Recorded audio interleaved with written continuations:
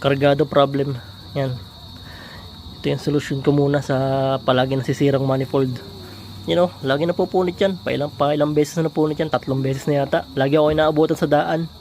Syempre wala naman tayong pera na pambili agad ng mamahalin. Kaya nakakabili tayo ng mga gantong yung ganyang mga kamukha ng stock pero local. Yan. Yung stock naman mahal din. Tapos syempre pinapoport pa natin yan.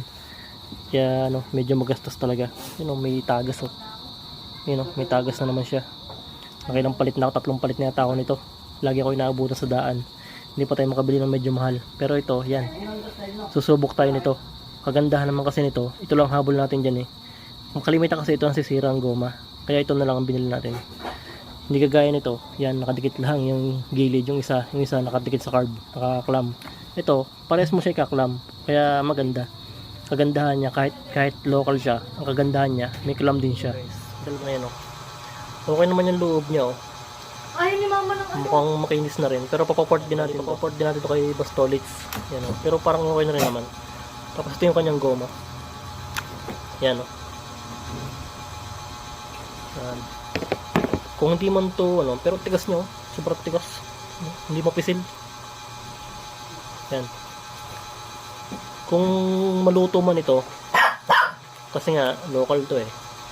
Yan. Meron tayong ganito. Galing sa ating carb na Sipo carb. Pwede natin ipalit dito. Pero feeling ko okay na to. Tigas oh. Tigas. Yan. Kaganda niya yan. Lagyan niya na siya oh. Diba? Yan.